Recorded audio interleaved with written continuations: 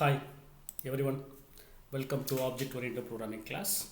Now we will see the topic on elements of Object Oriented Programming. Please use headphone for better audio quality. Now the elements of Object Oriented Programming are features of OOPS or pillars of OOPS. All are the same questions. This is one of the important question in first unit. That is, the elements are objects, classes, data encapsulation, data abstraction, inheritance, and polymorphism. Let us see the features one by one. The first one, objects. Objects are the basic runtime entities in an object-oriented system. Objects can be a person or place or anything with which the computer must deal. Then some of the objects may correspond to the real world objects such as students, employee, bank accounts, inventory system, etc. Objects occupies memory in the RAM. Every object has data structure called attributes or data and behavior called operations or methods and function. That means every object has two fields. One is data, second one is methods. For example, consider the student object. Its attributes are as follows. Its attributes are name, age, register number, subject 1, subject 2, subject 3 mark, total, result, etc. are the attributes. And its methods are result calculation. For example, student object means first of all the student having the name, age and register number. The subject 1, subject 2, subject 3 are the marks for the three subjects. Total means is a sum of all the three subjects. Result is maybe whether the student may be pass or fail. The next one, the method is result calculation. The result calculation performing the two tasks. One is to calculate the total value and check the student is pass or fail. Okay. Then the next one, the method result calculation find the total marks, that is subject 1 plus subject 2 plus subject 3 and check the result of the student pass or fail. Then objects. Objects will never become equal. Any one of the attributes should be unique. The same example, to two persons, that is two students have the same attributes like name, age and gender, but they are not equal. In this case, in the student class, the reason number is unique. Consider the example 1. Here the object 1. Object 1 for the class 2. Object 1 means it represents the student 1, has the values of the attributes such as name. Name just I assume AAA. His age is 18. Register number is 2222050001. So marks for subject 1 88. Marks for subject 2 75. Marks for subject 3 is 80. Then total and result. And methods such as input. For input method for giving the values for all the datas. Result calculation, find the total mark and the result, check the result is pass or fail. Then output method, display all the outputs. So like this object having all the data and methods also. Consider another one object, that is object 2. The object 2 is also the object of the class student, same student, has the values of attributes such as name. Here the name is BBB, age is also 18. Here the register number is 2222050002. Here the subject 1 is 88, subject 2 mark is 42, subject 3 mark is 50, and total and result. And the methods such as input method for getting the values for all the variables. Result calculation, find the total. Here the total mark is 180 and the result is failed because the student secured the second subject is less than 50. That means the result is failed for this student. And output method display all the outputs. So similar that we have to create n number of objects for the class. Okay. Next one, objects. The simple notation of an objects. Consider the left hand side diagram. Here the object name. Each object having some data and method. Data otherwise called as attributes. Attribute 1, attribute 2 up to attribute n. Method 1, method 2 up to method n. One of the simple example, I am considering the bank account. So bank account having the attributes such as account number, account type. Account number means all of you know that bank account number. Account type may be a savings bank account or say SB account or current account. Next one, name of the account holder and the balance, the amount available in the account, and the method such as deposit means to pay the money into your account, withdraw means taken the money from your account, and the balance checking, that is how many amounts are available within your account. Okay, the next is the corresponding diagram. Account, its attributes are account number, account type, customer name and balance, and its methods are deposit, withdraw and balance checking. Next one, classes. Everything in Java is associated with the classes and objects. A class is a user-defined prototype for object creation. That is, the class is a user-defined prototype for object creation. Means, for example, you are declaring the variable int a. Int a means a is an integer variable. Like that, if we want to create the object, means first we have to define the class for the respective objects. That is, a class is a user-defined data type for object creation. Class does not occupy the memory. Already I told that in objects occupy the memory in the RAM, class does not occupy the memory. In Java, class keyword is used to declare the class. A class contains data and methods. Here the data means same data in the objects, method means same object in the same method in the objects. The data and methods are known as class members. Attributes of an object known as data. In object, attributes is called as the data in the class.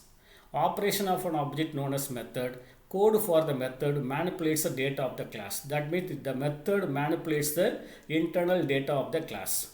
If the class is defined successfully, then we can create infinite number of objects of that class. Class syntax. The syntax for the class, first one specifier, class, user defined class name. The first one specifier, class, keyword, user defined class name. User defined class name means the user defined any name. The next one, open curly brace, variable declaration and method definition, close curly brace. Here the specifier should be any one of the access specifier such as public or default. In this case, the specifier should be any one of these, public or default. Default means you are not typing anything, means the Java compiler take it's a default access specifier. UDCN, user defined class name. Everything inside the square bracket is optional. Variable declaration and method definition is also optional. If you want, you can include. Okay. Then since rules for user defined class name. That is, user defined class name starts with any one of the alphabets, small a to small z or capital A to capital Z, and concatenate with other alphabets or numbers 0 to 9. Empty spaces is not allowed. So some of the valid class names, student, it's a valid class name, start with the capital S, combination of alphabets and alphabets. Second class name, employee, it's also valid. Third class name, car and car 4.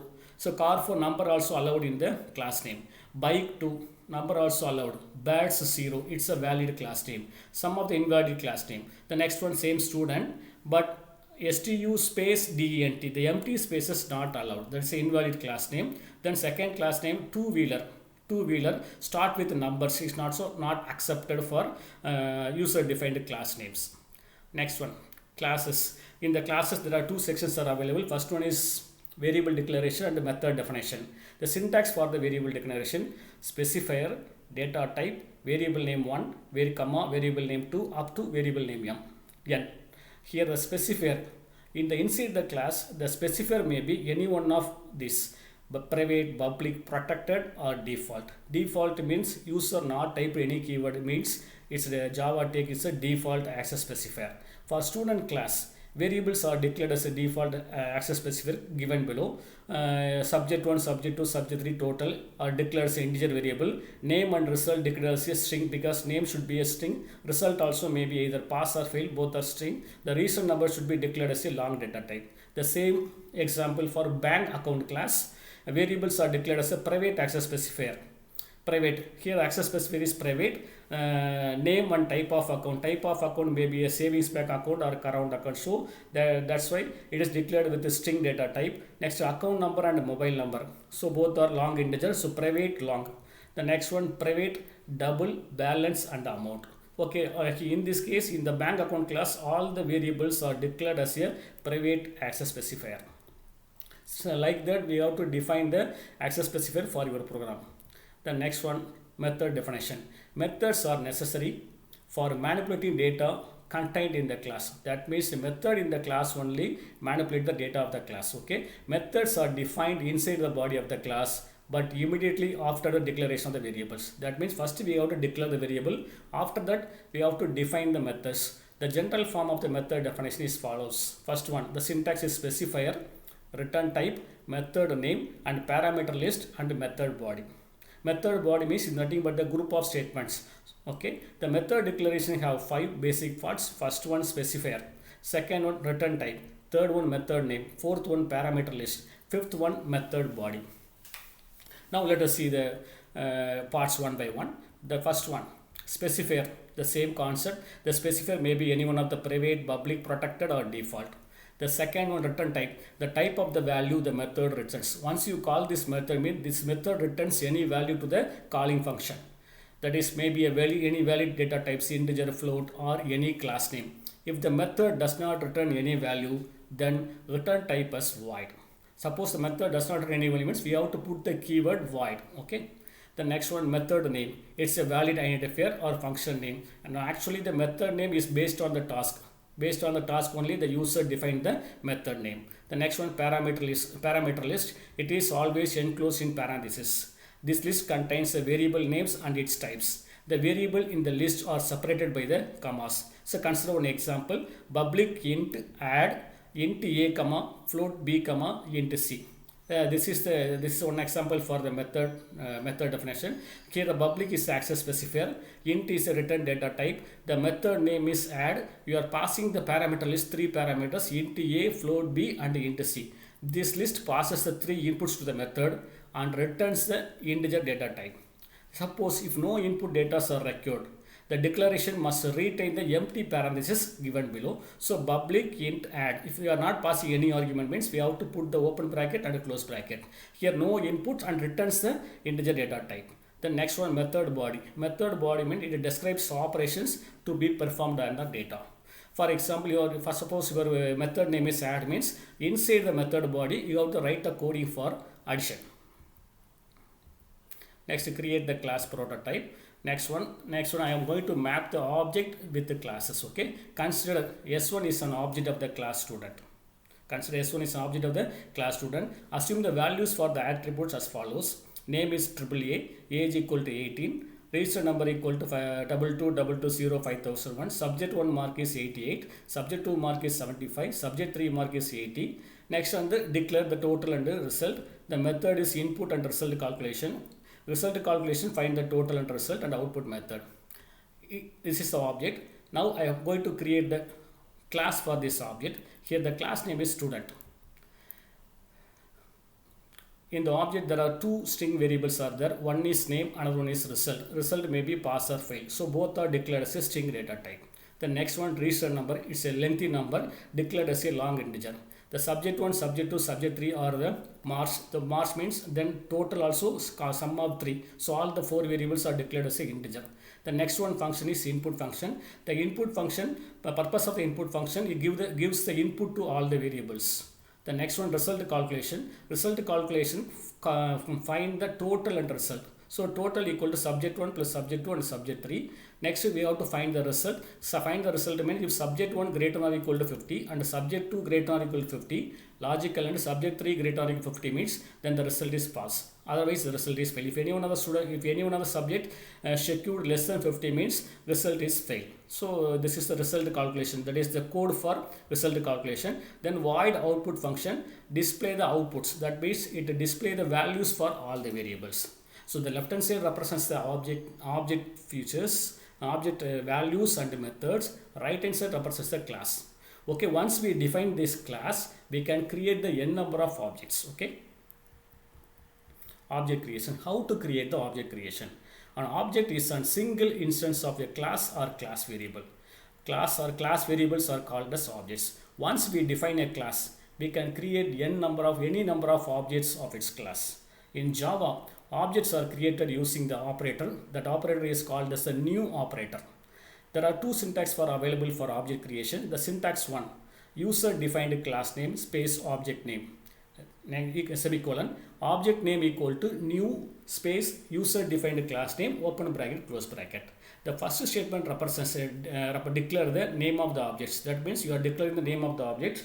The next line, object name equal to new user defined class name, means here the memory is allocated. Already I told that objects occupy the memory, classes not occupy the memory. Okay.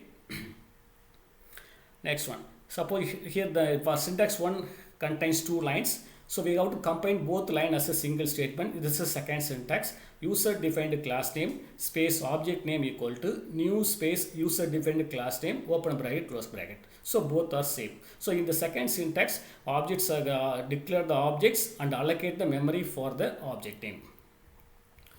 Object creation for the same example. How to create the object for the same example? I take the same example, student class coding. Class student and all the variables are declared and the method main input function result calculation void output function. Next, observations. Here class data and method are declared as a default access specifier. Before the class I am not mentioning any access specifier, that means it's a default class. Then next, before the data type also no access specifier, so default class. Methods also default, so all the methods also default access specifier. We can create the new object named as S1 for this class by using the new operator. The syntax is student space S1 equal to new space student open bracket close bracket. Here the class name is student, object name is S1.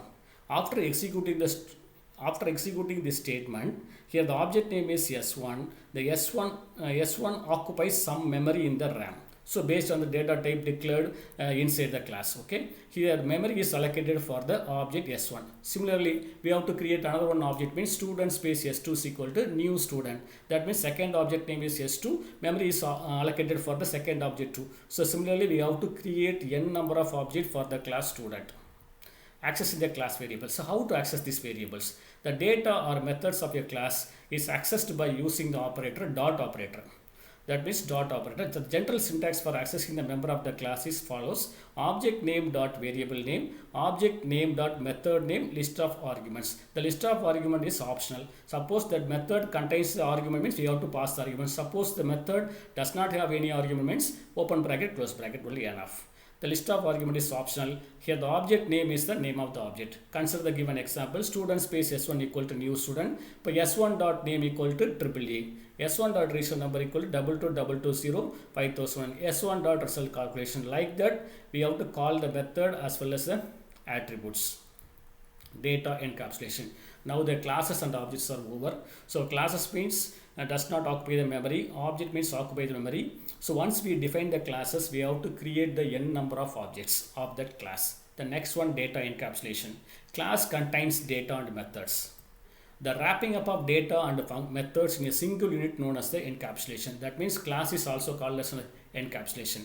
It is the most important feature of the class and also known as the data hiding.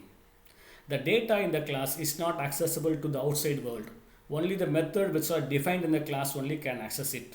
This protection mechanism is called as a data hiding or information hiding. Inside the class, we are using the 4 access specifier: private, public, protected, and default. So based on this access specifier only, the method access the data. That means one of the important property in the OOPS is data hiding or information hiding. So that it means gives the more importance to the data. The next one, data abstraction. Data abstraction is the process of hiding certain details and showing only essential information to the user. That means user does not know about the internal operation of the classes and objects. Only they know how to define the classes, how to create the objects, that's all. Abstraction can be achieved either abstract classes or interfaces. Some of the the abstract classes and interfaces we will discuss in detail in the second units or further classes. Okay. Some of the real-time examples: man driving a car. Without knowing the internal function of the accelerator to brakes, any human being driving the car also. And second one is computer operator need not be a software or a hardware engineer. These are the examples for the data abstraction. Data abstraction means hiding certain details and showing the essential information to the user. The next one, inheritance. So one of the most important property in the OOPS is inheritance. What is meant by inheritance means inheritance is defined as the process of one class occurs the properties of other class. That means occurs a property means it represents the data and the methods of the previous class. Okay. The next, the class inherits the properties of other class known as subclass, also called as derived class or child class, and the inherited class are called as superclass or base class or parent class. The concept of inheritance provides the idea of code reusability. That means already we are having one project. Suppose if you want to add some more enhancement to the existing project, it will be implemented by using the concept of inheritance only. That means adding new features to the existing project. For project upgradation, existing code can be used. That means you need not write the code from the scratch and include only the upgradation coding part. Consider one example. A figure shows the parent-child class hierarchy. Assume the student class as a parent class. Already we discussed about the student class. Second one, in the student class, we have done the following things. Here the student name, registered number, subject 1 mark, subject 2 mark, subject 3 mark, and the total and results are over. Now I am going to calculate the GPA, that is grade point average of the student. Means create the class named as GPA result to find the GPA of the student. This is the diagram for the inheritance. The first class, the base class is student class. Class student contains the data, name, register number, subject 1, subject 2, subject 3, total and result. And methods such as input, output and result calculation. Now I am going to create the new class. That class is called as the GPA result. Here GPA result is a child class. Here the base class is student class. The GPA result acquire the property of the class student. That means it has the rights to access all the members in the base class and methods also. This concept is called as the inheritance.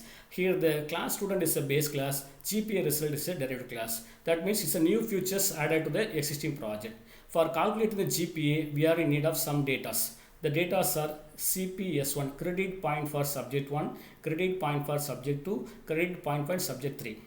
The next one GPA. So GPA variable is used to store the result of GPA. And method, only one method is we have included GPA calculation. GPA calculation to find the GPA of the student. In this case, the class GPA result inherits the properties of the class student. In this case, the class GPA has two parts. It contains a derived part and the incremental part. Derived part is inherited from the class parent, that means class student. Incremental part is a new code written specifically for the class child, okay, that means GPA result. Here the new features is find the GPA of the student. It requires the data such as credit point for subject 1, subject 2, subject 3 and GPA, and methods such as GPA calculation. Assume credit point for subject 1 and subject 3 equal to 3 credit, subject 2 equal to 4 credit. Now we have to write the code for GPA calculation. How to calculate the GPA calculation? All of you know that how to calculate GPA. So GPA equal to CPS1, credit point for subject 1 into subject 1 marks, plus credit point for subject 2 into subject 2 marks, plus credit point for subject 3 and subject 3 marks divided by CPS1 plus CPS2 CPS3. So after executing this statement, we have taken the result of GPA of the respective student. Now the output of the method is as follows: name, register number, subject 1, subject 2, subject 3, total, result and GPA. The first 1, 2, 3, 4, 5, 6 up to result are extracted from the class student. The last one GPA, that is new features added to the existing system. It is implemented in the derived class. This concept is called as inheritance. So inheritance means acquiring the properties of one class and adding new features to the new classes. The next one, polymorphism. The polymorphism means, the word poly means many, morph means forms. It means many forms.